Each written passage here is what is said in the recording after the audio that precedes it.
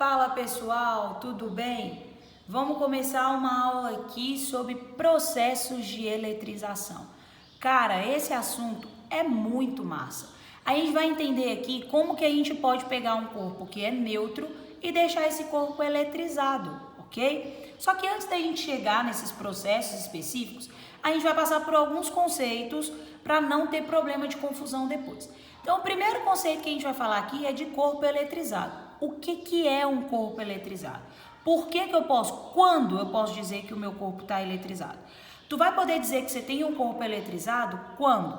Quando o somatório de cargas daquele corpo for diferente de zero.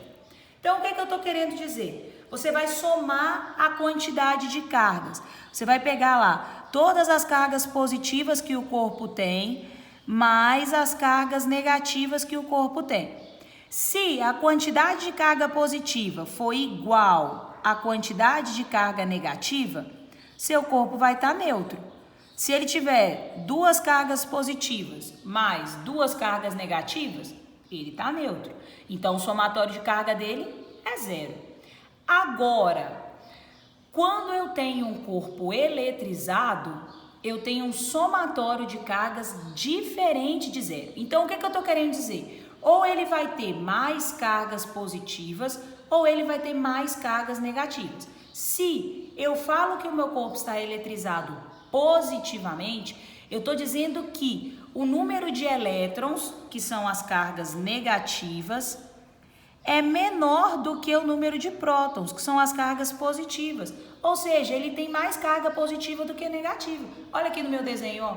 Ele tem 1, 2, 3, 4, 5 cargas positivas e apenas 3 cargas negativas. Então, esse somatório de carga aqui está diferente de zero. Ele está carregado positivamente, ele tem mais carga positiva do que negativa. Agora, o contrário também acontece. O corpo pode estar eletrizado negativamente. Nesse caso que eu estou dizendo, o número de elétrons, são as cargas negativas, é maior do que o número de prótons, que são as cargas positivas. Pega o desenho. Eu tenho 1, 2, 3, 4 cargas positivas. E negativa eu tenho 1, 2, 3, 4, 5, 6, 7, 8, 9, 10. Então, com certeza, esse somatório de carga aqui não está igual a zero, porque eu tenho mais carga negativa do que positiva. Então, o meu corpo está eletrizado negativamente, tá? Para a gente achar a quantidade de carga total que um corpo tem, o que a gente faz? Q, que é a quantidade de carga, ok? Que a gente acha em coulombs, unidade de medida, é igual a mais ou menos. Por que mais ou menos? Porque se for próton, é positivo. Se for elétron, é negativo, ok? Mais ou menos N. N é o número de cargas. Se você estiver falando de elétrons, então é o número de elétrons que existe. Se você está falando de prótons, é o número de prótons que existe. Então, é igual a N vezes Z. Esse E aqui é uma constante, é a carga fundamental. 1,6 vezes 10 a menos 19. Esse 1,6 vezes 10 a menos 19 vale tanto para o elétron como para o próton. Então, vamos imaginar que o exercício te fala lá. Ache qual é a quantidade total de cargas de um corpo que apresenta 5 elétrons. Então, você vai fazer 5 vezes 1,6 vezes 10 a menos 19. E aí, você vai achar qual é a quantidade total de cargas que aquele corpo ali apresenta, ok? Esse era o primeiro conceito. O segundo conceito que a gente vai trabalhar é o princípio da atração e repulsão. Gente, quando a gente trabalha com cargas, a gente precisa entender que cargas se atraem e cargas se repelem. Mas qual é o sentido? Então, você vai pensar, cargas de mesmo sinal, elas sofrem repulsão. Então, se eu tenho duas cargas positivas, ó, se eu aproximo duas cargas positivas, a força entre elas vai ser de repulsão. Cada uma vai ir para um lado, elas vão se repelir. Se eu aproximo duas cargas negativas, mesma coisa, força entre elas é de repulsão. Negativo atrai negativo, né? Agora, quando eu tenho cargas de sinais opostos, a força que eu vou ter é de atração. Então, para eu ter força de atração, eu tenho que ter sinal ou cargas de sinais contrários. Quando isso aqui acontece, quando as minhas cargas elas têm sinais que são contrários, eu tenho uma força aqui agora que é de atração, ok? Então, ó, quando a gente fala, né, os opostos se atraem, é exatamente por isso, opostos no sentido de cargas opostas, tá? Corpos de cargas opostas se atraem, positivo vai atrair negativo. Corpos de cargas de mesmo sinal se repelem. Então, o negativo repele o negativo, o positivo repele o positivo, ok? E o último princípio, antes da gente entrar no processo de eletrização, é o princípio da conservação de cargas. Gente, você vai pensar que você tem um sistema que é isolado. Então, tá lá um sistema fechado, imagina uma caixa. Tá lá o seu sistema dentro de uma caixa. O somatório de cargas ali, gente, deve ser um valor constante. Se inicialmente, vamos supor que inicialmente eu tinha dentro da minha caixa dois corpos. Um com uma carga mais 5 e outro com uma carga menos 3. Então, o meu somatório de carga aqui, meu somatório de carga era mais 5 com menos 3, mais 2. Eu tinha um somatório de carga de mais 2 coulombs. Aí, ocorrem diversos processos lá dentro. Eles encostam um no outro, né? Porque são cargas de sinais opostos, então eles se atraem. Então, eles passam por vários processos. Só que o meu sistema está isolado. Então, o que vai acontecer? Por mais que ocorra troca de carga entre eles, né? Por mais que eles doem elétrons um para o outro, o meu somatório de carga tem que continuar o mesmo. Então, se inicialmente o meu somatório de carga era 2, no final, o meu somatório de carga também tem que ser 2, 1 coulomb mais 1 coulomb vão dar 2 coulombs. Então, o meu somatório de carga se conservou. Observe que as cargas, a distribuição das cargas sofreu alteração. Antes eu tinha um corpo de 5 coulombs e um corpo de menos 3. No fim, eu passei a ter um corpo de mais 1 coulomb e outro corpo de mais 1 coulomb. Porém, o somatório se manteve constante. Isso vale, gente, para qualquer sistema isolado. Quando tu tem um sistema isolado, você precisa trabalhar com o princípio da conservação de carga. O somatório de carga do sistema, ele não pode alterar. Se você tinha um sistema que antes o somatório de carga era 10, você pode fazer qualquer processo de eletrização com ele. No fim das contas, o somatório tem que dar 10 de novo, tá bom? Então, vamos lá, né? Vamos começar a falar dos processos de eletrização. Primeiro processo de eletrização, eletrização por atrito. Gente, quando você atrita uma coisa com a outra, você deixa o corpo eletrizado.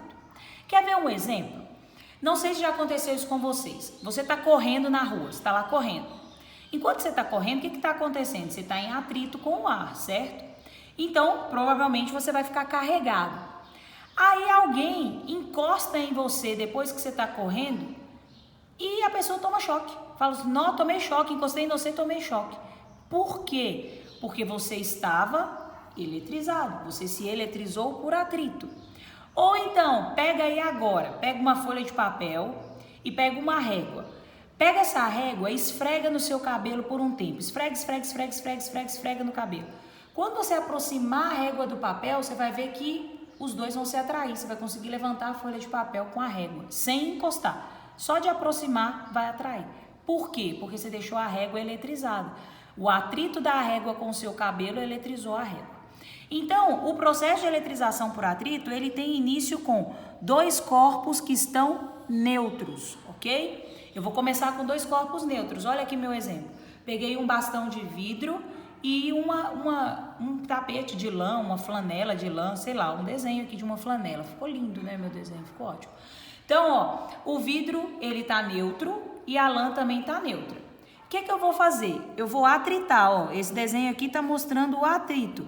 Então, eu atritei a folha de lã no vidro, né? Peguei lá a lã e fiquei esfregando no vidro.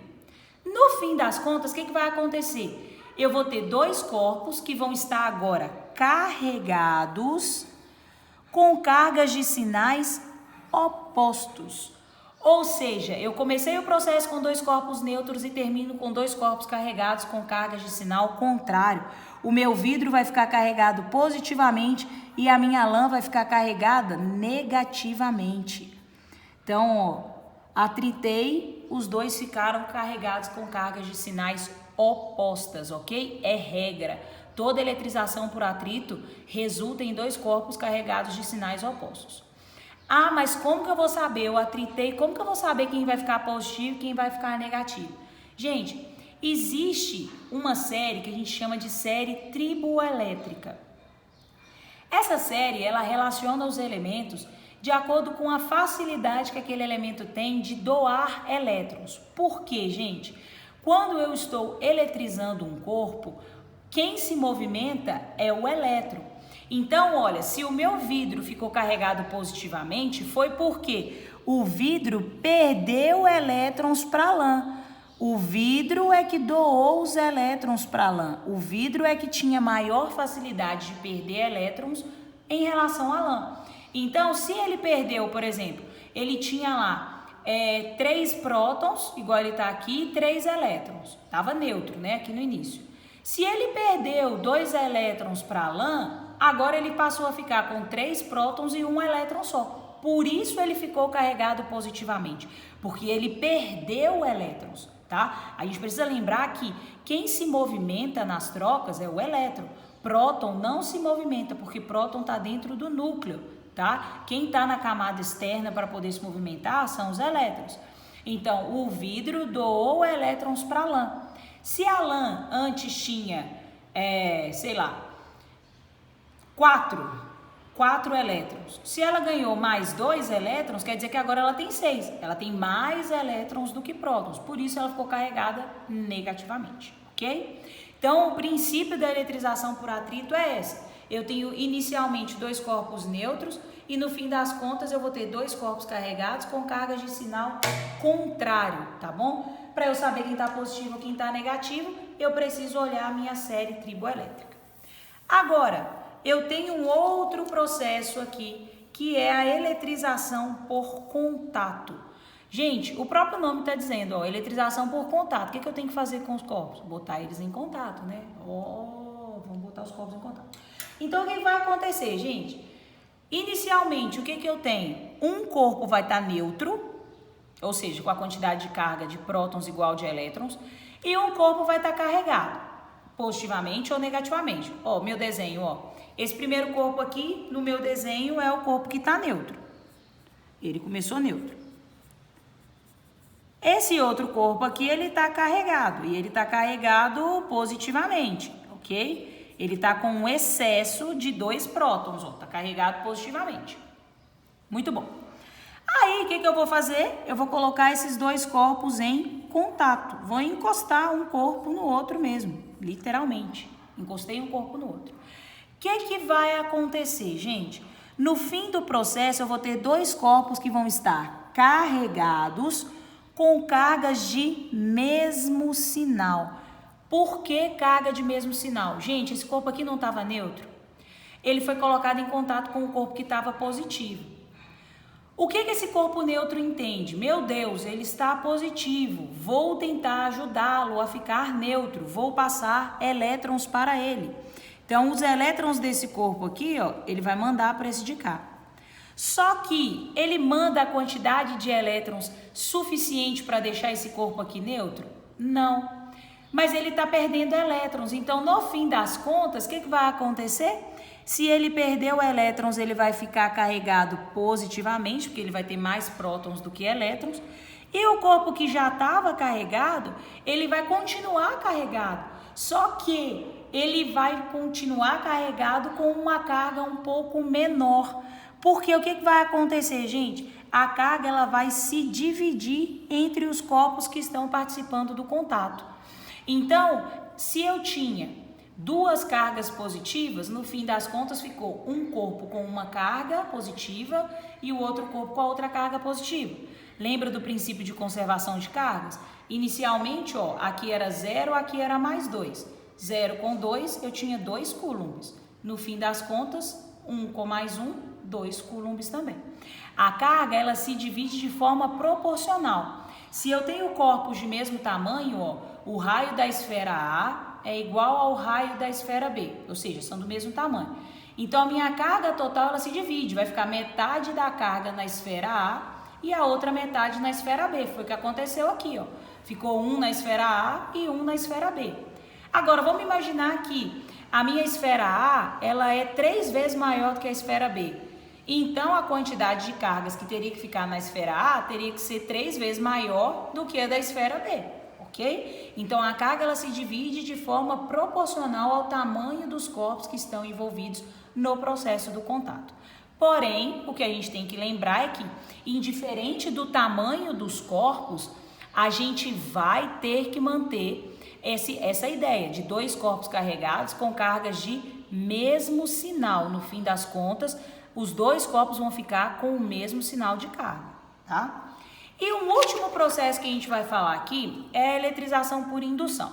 A primeira coisa que a gente tem que pensar, gente, o processo de indução, ele não deixa o corpo eletrizado de forma direta, tá? Ele é um processo que vai ajudar o corpo a passar pelo processo que a gente chama de separação de cargas.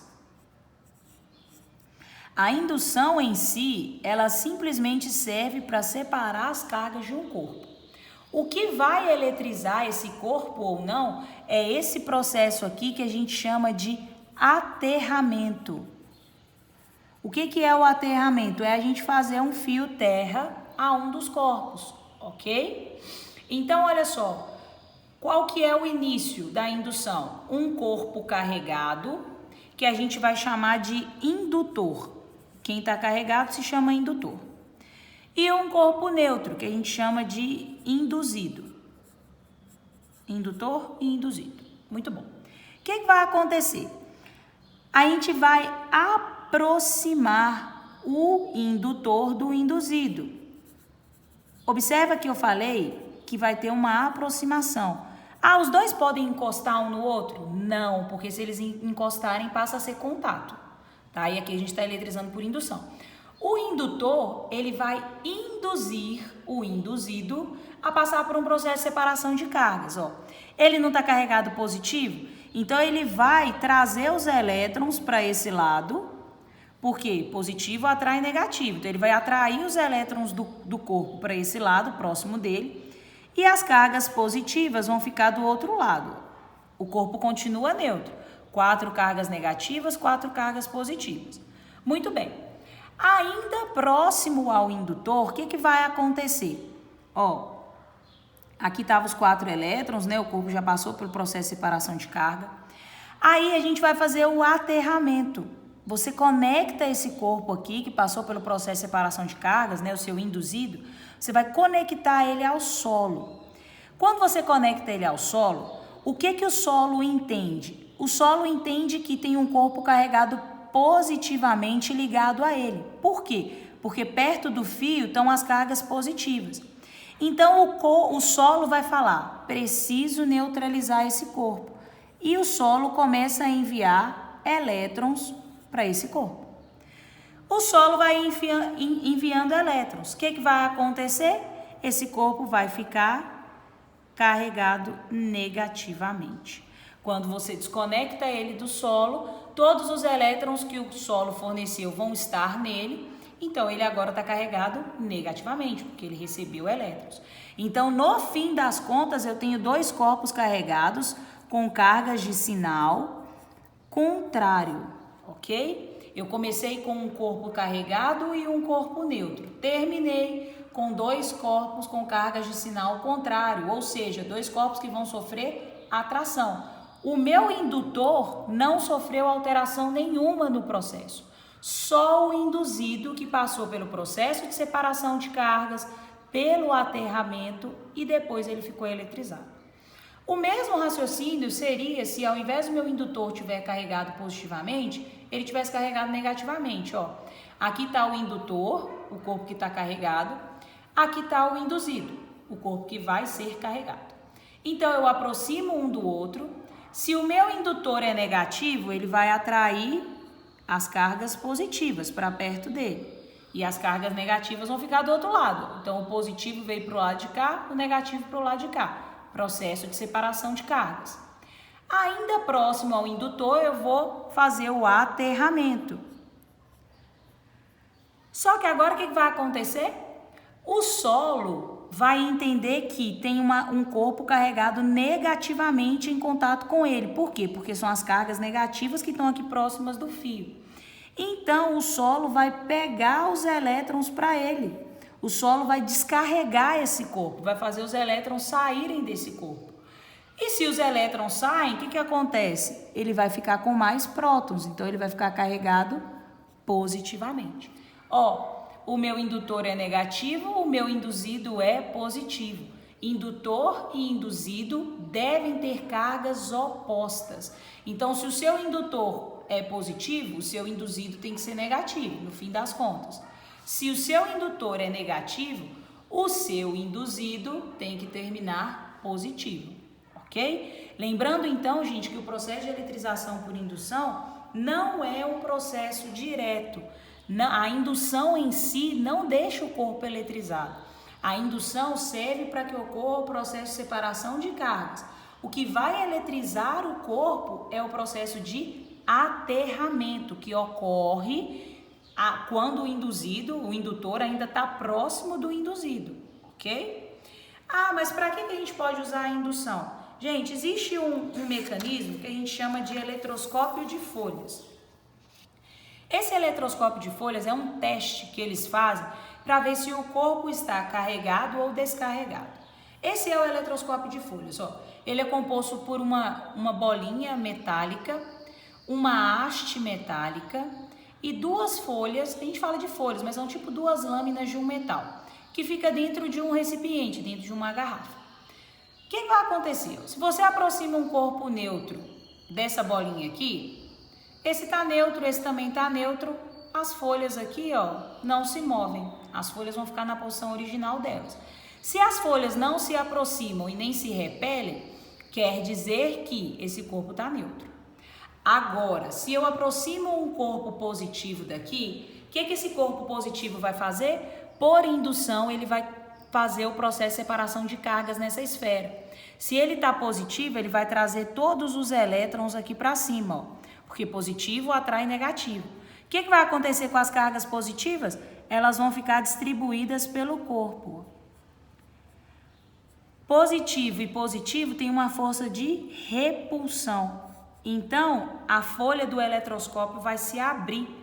Ela se abre, as folhas se afastam uma da outra. Então, o que eles vão pensar? Ó, se as folhas do eletroscópio se afastaram, quer dizer que esse corpo que eu aproximei, ele está carregado. Então, o eletroscópio de folhas, ele é uma forma de detectar se o seu objeto está ou não carregado. Se as folhas do eletroscópio se afastarem, quer dizer que o corpo que você aproximou estava carregado. Se as folhas não se afastarem, quer dizer que o corpo que você aproximou estava neutro. Ok? Pessoal, é isso. O objetivo dessa aula era falar um pouquinho sobre processos de eletrização. Então, a gente acabou de falar do processo de indução, certo? Que ocorre com separação de cargas e aterramento. Falamos do processo de eletrização por contato, onde eu vou ter um corpo neutro e um carregado, e no fim das contas eu vou ter dois corpos carregados com cargas de mesmo sinal. Lembrando que a carga vai se dividir de forma proporcional entre os corpos. Falamos também da eletrização por atrito, onde eu tenho dois corpos neutros, vou esfregar um corpo no outro e no fim das contas eu vou ter dois corpos carregados com carga oposta, tá? De acordo com a série triboelétrica, eu vou saber quem doou elétrons para quem. E falamos dos princípios básicos, tanto o princípio da atração-repulsão, como o princípio de conservação de cargas, tá? Lembrando que a gente sempre está trabalhando com o conceito do corpo estar eletrizado ou não, ok? É isso então, pessoal. Espero que vocês tenham curtido. Até a próxima. Valeu!